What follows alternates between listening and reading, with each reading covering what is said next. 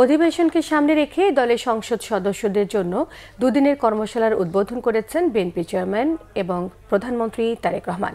BNP স্থায়ী কমিটির সদস্য ও স্বরাষ্ট্রমন্ত্রী সালাউদ্দিন আহমেদ বলেছেন, এই সংসদের কাছে জাতির প্রত্যাশা অনেক, সবাই যেন ছাত্র জনতার গণ অভ্যুত্থানের প্রত্যাশা পূরণ করতে পারে, সেজন্য সংসদকে শক্তিশালী করতে হবে। প্রথমবার নির্বাচিতদের সংসদীয় কার্যক্রমের বিভিন্ন বিষয়ে ধারণা দিতেই এ ধরনের কর্মশালার আয়োজন করা হয়েছে।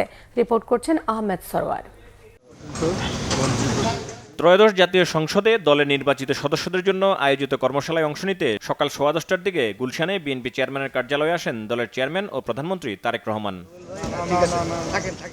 প্রথম দিনে প্রথম সেশনে মন্ত্রী, প্রতিমন্ত্রী, উপদেষ্টা, চিফ হুইপ এবং হুইপদের জন্য আয়োজিত কর্মশালার উদ্বোধন করে বক্তব্য রাখেন প্রধানমন্ত্রী ও সংসদ নেতা তারেক রহমান। দুপুর 12:30 পর্যন্ত চলা কর্মশালা শেষে জুমার নামাজ পড়তে গুলশান কার্যালয় থেকে বেরিয়ে যান প্রধানমন্ত্রী তারেক রহমান। এ সময় সাংবাদিকদের সাথে কর্মশালা নিয়ে কথা বলেন দলের স্থায়ী কমিটির সদস্য এবং স্বরাষ্ট্রমন্ত্রী সালাউদ্দিন আহমেদ। সংসদের উদ্বোধনী অধিবেশনে রাষ্ট্রপতির ভাষণ নিয়ে এক প্রশ্নের জবাবে সালাউদ্দিন আহমেদ বলেন, রাষ্ট্রপতি ব্যক্তি নন, একটি প্রতিষ্ঠান।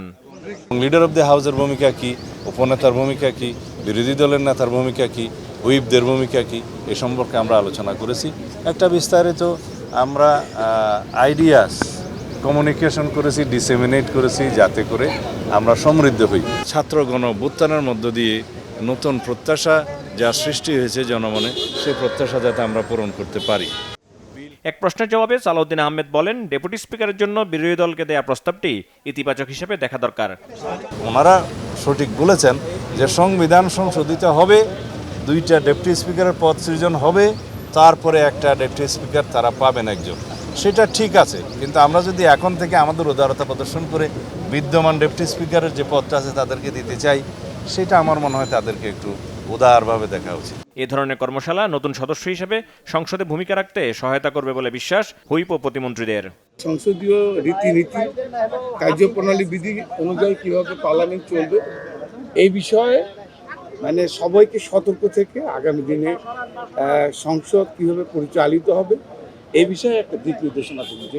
জাতীয় সংসদ সদস্য হিসাবে আমাদের কি করণীয়, এই একটা বই দল থেকে প্রোভাইড করা হয়েছে এবং মাননীয় প্রধানমন্ত্রী যে বিষয়টা এমফেসাইজ করেছেন, দায়িত্বশীল শাসনের প্রতি আমরা যেন থাকি। জুমার নামাজের বিরতির পর বেলা 2:30 থেকে শুরু হয় রংপুর, রাজশাহী, বরিশাল বিভাগের সংসদ সদস্য এবং ঢাকা ও ফরিদপুর বিভাগের কয়েকটি জেলার সংসদ সদস্যদের কর্মশালা। চলে বিকাল 4:30 পর্যন্ত। শনিবার 2 সেশনে হবে বাকি বিভাগের সংসদ সদস্যদের কর্মশালা। আহমেদ সরওয়ার, বাংলা ভিশন, ঢাকা।